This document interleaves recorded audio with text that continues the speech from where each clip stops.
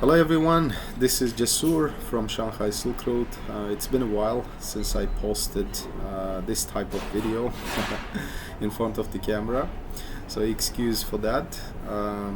It's been a while actually because I was away, I was not in China, but right now I'm in Shanghai, came back recently, and I traveled across Southeast Asia, mostly Philippines and Indonesia.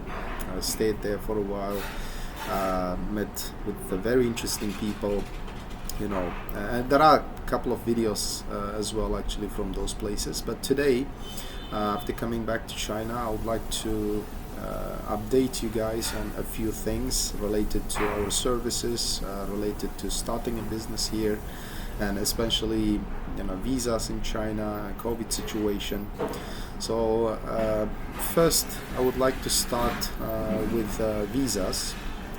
It's no secret that if you are if you have been interested in coming to China to start a business or for education, the visa situation have been relaxed a lot actually. So if you are based outside of China right now, compared to previous months, previous years, especially this during COVID, getting a visa to China is comparatively much easier right now.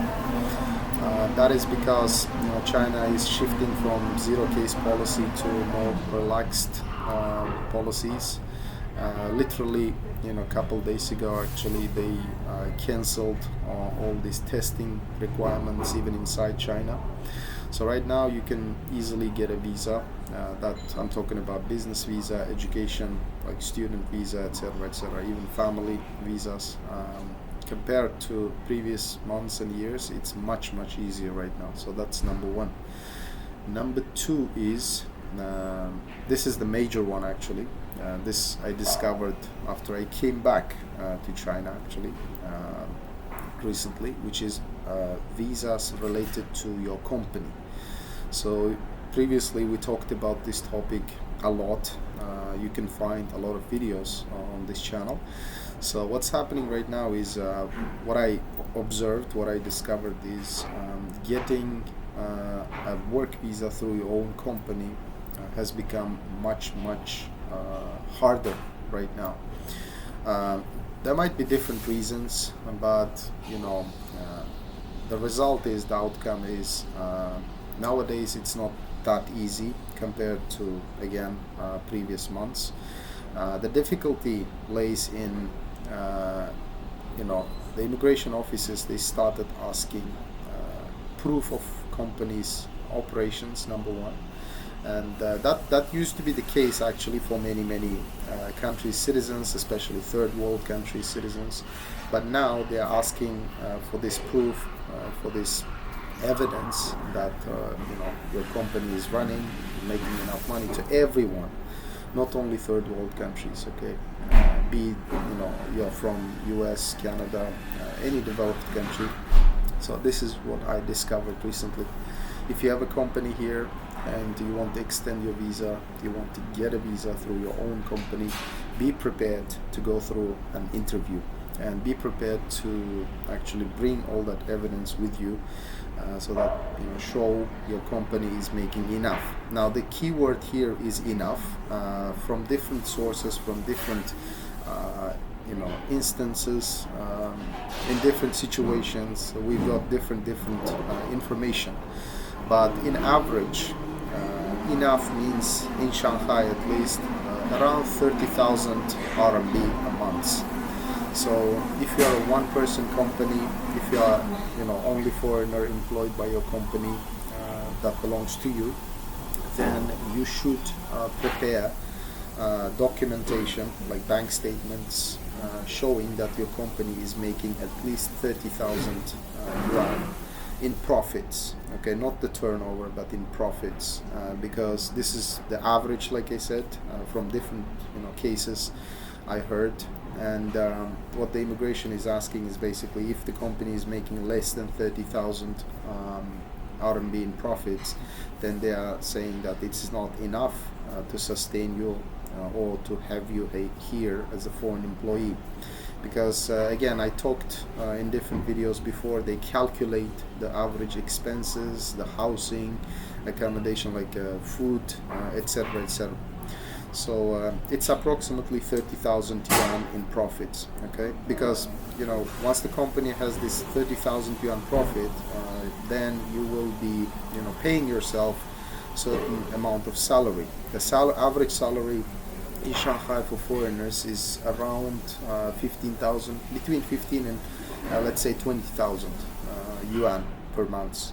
So you need to be able to demonstrate that you've been doing that, okay? You've been paying yourself that much salary when you go for extension. That is actually, you know, like I said, it's a major change in a sense that they started asking this question, this requirement to anybody right now, to literally anyone, because before the pandemic it was a regular thing for third world countries, but right now it applies to anybody. It applies to even, you know, citizens of developed countries. So be prepared for that. And number three I want to talk about is the COVID situation, which is, you know, it's you know, I think it's a good news, because literally a couple days ago government cancelled all the testing requirements, because, you know, during this, starting from 2020, that was a requirement. There is a green code application in China, and you need to go through testing almost every day. There are, of course, like you know, calculated hours as well for different places required different testings. For example, you know, some schools, education, you know, places like universities, etc., they require 24-hour testing, and some government buildings. But generally speaking, it was, you know, no less than 72-hour testing. Okay, there were testing centers, like there are still. I can see that one across the road right now. Even there are still, you know, they are operating. They exist, but the requirement has been dropped. Okay, none of the government buildings, none of the shopping malls, none of the, you know, buildings basically, they require testing. Okay, they don't require actually testing anymore. So this is good news. And number two is also related to this situation. You can now freely travel around China without you know, having these difficulties, without all these travel restrictions. Previously, a couple days ago, it was, you know, maybe let's say last week, the requirement was that, you know, if you left Shanghai or if you traveled to some, you know, high risk cities, then you had to stay in home quarantine, you had to go through some testing, etc., etc. So none of that exists anymore, which is good. And it's kind of, you know, it shows that the government is opening up, the government is relaxing all this situation. And plus, on the news, in local news, you can see that they listed COVID as, you know, as a regular disease, not like a special, very high risk disease. So in the government system, it's been, you know, its position has been actually, you know, dropped. So from very, you know, high risk, very dangerous disease to a regular, normal one. So this again, it's a sign that, you know, starting a business, starting a company here, it's going back to normal, as usual, like it used to be pre-COVID, you know, years. So that whole situation right now, it shows that we are going back to that situation again. And well, hopefully, fingers crossed, nothing will change, but that's kind of a situation right now. So I just wanted to update you guys on these three things. Let me know if any questions, I will be glad to answer. And yeah, you can send us an email as usual. And I'm recording this video on my laptop. Probably, you know, I will put the email addresses, and you can, you know, also add us on WeChat, Telegram, and WhatsApp, the phone number.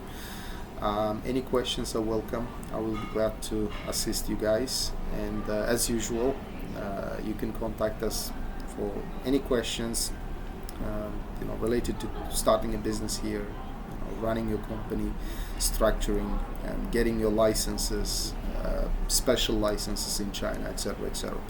Thanks for watching. See you guys in the next one.